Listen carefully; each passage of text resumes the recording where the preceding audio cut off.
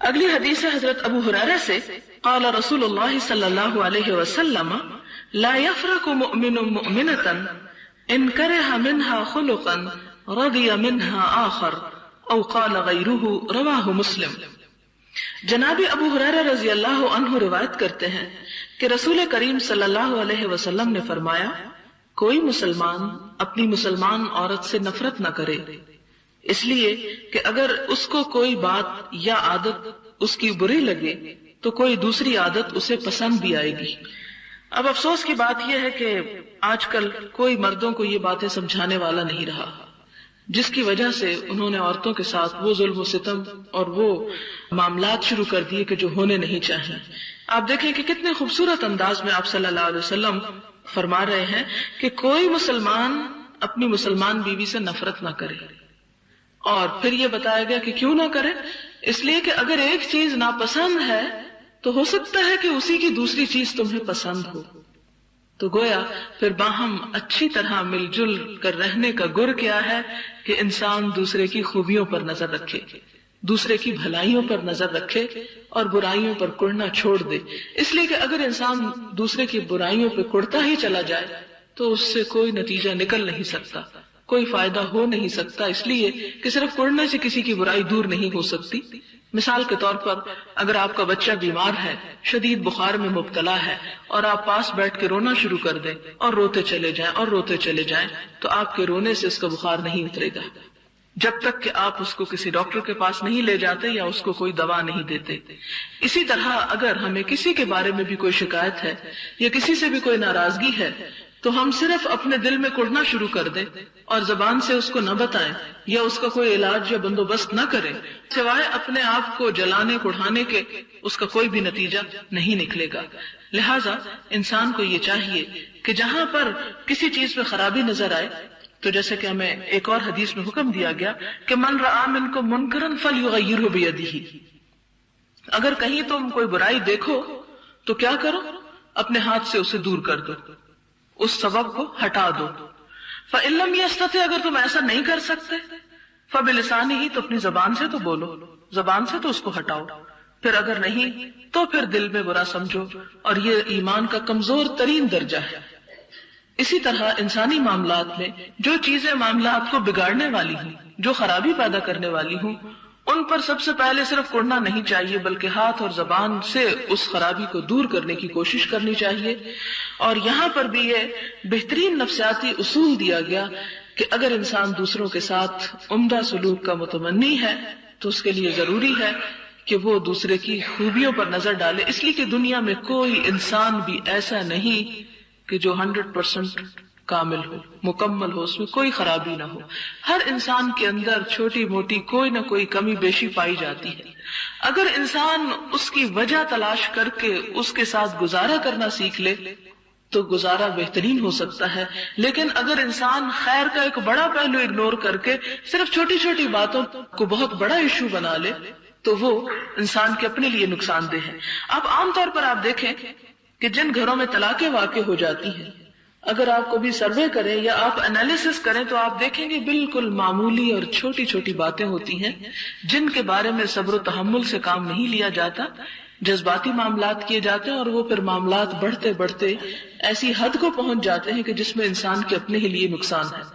اب دیکھیں کہ جیسے نبی صلی اللہ علیہ وسلم فرمایا کہ اگر تم اس کو اس حالت میں فائدہ اٹھا سکتے ہو تو اٹھا لو، اسی طرح ہی اٹھاؤ گے، اگر تم سیدھا کرنے کی کوشش کرو گے تو توڑ دو گے اور اس کا نتیجہ کچھ نہیں نکلے گا۔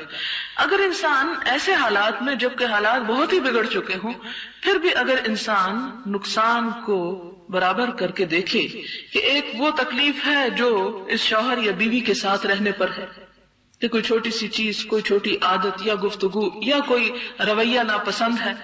اور دوسری وہ تکلیف ہے جو اس گھر سے نکلنے کے بعد یا اس بیوی کو گھر سے نکال دینے کے بعد، یعنی مرد اور عورت دونوں سوچیں، نکال دینے کے بعد ہے۔ اگر انسان ان دونوں کا جائزہ لے تو وہ تکلیف کہیں بڑی ہے جو اس کے بعد ہے۔ اس لیے اگر انسان تھوڑا پازیٹیولی سوچ لے تو عورت کی برائی یا شوہر کی کوئی عادت جو ناگوار ہے اس پر کنٹرول کیا جا سکتا ہے۔ پچھلے دنوں میں ایک اخبار میں پڑھ رہی تھی کہ کسی شخص نے اپنی پسند کی شادی کی اور شادی کے کچھ ہی دن کے بعد اپنی جو بیوی تھی جسے بڑے ارمانوں سے اور بڑی محبت سے وہ بیاہ کے لایا تھا، اس کے نیند میں خراٹے لینے کی عادت کی وجہ سے اس کے ناک کے اندر روئی ڈال دی اور وہ اسی طرح اس کی ڈیتھ ہو گئی۔ تو ظاہر ہے کہ ایک بڑی تکلیف دہ صورتحال ہے۔ کچھ لوگ جو ہے وہ نہیں سو سکتے خراٹوں کی وجہ سے، ایک شدید قسم کی ڈسٹربنس ہو سکتی، خصوصاً جن لوگوں کی نیند کم ہو۔ لیکن آپ دیکھیں کہ انسان اپنی خوشیوں کی خاطر اگر تھوڑی سی کسی کی تکلیف برداشت نہیں کر سکتا، اگر پھول چاہیے تو اس کے ساتھ کانٹا اوائڈ کرنا چاہتا تو یہ ہو نہیں سکتا۔ اگر چھوٹی چھوٹی تکلیفیں اور چھوٹی چھوٹی باتیں انسان ان کو بہت بڑا ایشو بنا لے تو زندگی گزارنا مشکل ہو جائے۔ لہٰذا سسرال ہو یا شوہر بیوی کا معاملہ ہو یا کہیں پر انسان جہاں کام کرتا ہو وہاں اپنے ساتھ رہنے والوں کے اور ساتھ کام کرنے والوں کے معاملات ہوں، تو ان تمام معاملات کی خوشحالی کا اور تعلقات کی بہتری کا انحصار اس بات پر ہے کہ انسان کتنا ضبط کرنا جانتا ہے، اور ضبط وہی انسان کر سکتا ہے جو تکبر میں مبتلا نہ ہو، اور جو اپنے آپ کو بڑی چیز نہ سمجھتا ہو، اور جو یہ سمجھتا ہو کہ مجھ سے بھی تو غلطی ہوتی ہے، کیا ہوا اگر دوسرے سے غلطی ہو گئی؟ کیا میں نہیں چاہتا کہ مجھے معاف کر دیا جائے؟ اگر میں اپنے بارے میں یہ سمجھتا ہوں اور اس بات کی تمنا رکھتا ہوں مجھ سے درگزر کیا جائے، تو پھر میرے اندر بھی یہ بات ہونی چاہیے کہ میں دوسروں کی غلطیوں اور کمزوریوں کو درگزر کروں اور انہیں بہت زیادہ امپورٹنس نہ دوں، اس لیے کہ اس دنیا میں صرف خوشیاں ہیں نہیں، ہر پھول کے ساتھ کانٹا ہے، اور ہر اچھی چیز کے ساتھ جس کا ڈارک پہلو بھی ہے۔ اگر دن کی روشنی ہے تو رات کا اندھیرا بھی ہے، اور اگر اچھے حالات ہیں تو زندگی میں تلخیاں اور گرمیاں بھی ہیں۔ لہٰذا انسان اچھائی کی امید رکھے اور دوسرے پہلو کو زیادہ سے زیادہ نظر انداز کرتا چلا جائے، یہی زندہ رہنے کا گر ہے۔ اور اگر انسان اس پہلو کو اپنے اوپر غالب کر لیتا ہے جو تکلیف کا ہے تو وہ شخص کہیں بھی دنیا میں چین نہیں پا سکتا۔ پھر اسی طرح اگلی حدیث ہے کہ جناب عمرو بن احوص جشمی رضی اللہ عنہ راوی ہیں کہ میں نے رسول اللہ صلی اللہ علیہ وسلم کے حجۃ الوداع کے موقع پر اللہ تعالیٰ کی حمد و ثنا اور نصائح اور وعظ کے بعد یہ فرماتے ہوئے سنا، خبردار عورتوں کے ساتھ بھلائی کا انداز اختیار رکھو، اس لیے کہ وہ تمہارے پاس قیدی ہیں اور تم ان سے سوائے اپنے خاص حق کے کسی اور چیز کے مالک نہیں ہو۔ تمہیں جس چیز کا نکاح کے بعد اختیار دیا گیا ہے وہ صرف ان کی ذات ہے، باقی جو ان کی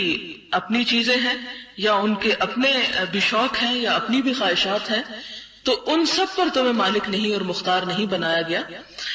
ہاں، اگر وہ خلاف عصمت و آبرو کوئی حرکت کریں، یعنی بے حیائی کا کوئی کام کریں، تو بطور سزا یہ کر سکتے ہو کہ اپنے بستر سے انہیں دور رکھو اور ہلکی مار بھی مار سکتے ہو، مگر ضرب شدید نہیں۔ پھر وہ تمہاری بات مان لے تو اور کوئی تکلیف نہ دو۔ یہ سورۃ النساء کی اس آیت کی تفسیر بھی ہے کہ جس میں یہ آتا ہے کہ فَإِذُوهُنَّ فَاهْجُرُوهُنَّ فِي الْمَضَاجِعِ وَاضْرِبُوهُنَّ، کہ اگر تمہیں ان کے نشوز کا ڈر ہو تو نشوز سے مراد پھر کیا ہوا؟ یہ حدیث اس کی وضاحت کرتی ہے کہ بے حیائی کا ارتکاب، کہ اپنے شوہر کے خاص حق میں کسی دوسرے مرد کو شریک کرے۔ تو ایسی صورت میں مرد کو کیا حکم دیا گیا کہ پہلے تو سمجھائے، نہ سمجھے تو پھر اس سے قطع تعلق ہی کرے، اس پر بھی نہ سمجھے تو پھر تیسرے درجے پہ مار سکتا ہے، لیکن کیسی مار؟ ضرب شدید نہیں، کہ اس کی بھی دو باتیں بتا دی گئی کہ ایسا نہ ہو کہ جس سے جسم کے اوپر کوئی نشان رہ جائے، اور ایسا بھی نہ ہو کہ جو چہرے کے اوپر ہو۔ تو پھر حضرت ابن عباس سے کسی نے پوچھا پھر وہ کیا ہو؟ تو آپ نے کہا جیسے مسواک جیسی چیز سے مارنا۔ واضح رہے کہ تم کو اگر بیویوں پر کچھ حق ہے تو بیوی کو بھی تم پر حق حاصل ہے۔ یہ اللہ تعالیٰ نے عورت کے حق کی حفاظت کی اور فرمایا کہ اگر تمہیں حق ہے بیوی پر تو بیوی کا بھی تم پر حق ہے۔ بیوی پر تمہارا تو حق یہ ہے کہ وہ ان سے ربط و ضبط اور بے تکلفی کا تعلق نہ رکھے جن کو تم ناپسند کرتے ہو۔ یہ ہے شوہر کا حق بیوی کے اوپر کہ بیوی ان کے ساتھ ایسا تعلق نہ رکھے، یعنی دوسرے مردوں کے ساتھ بے تکلفی کا، یا ایسا تعلق کہ جسے شوہر ناپسند کرتا ہو،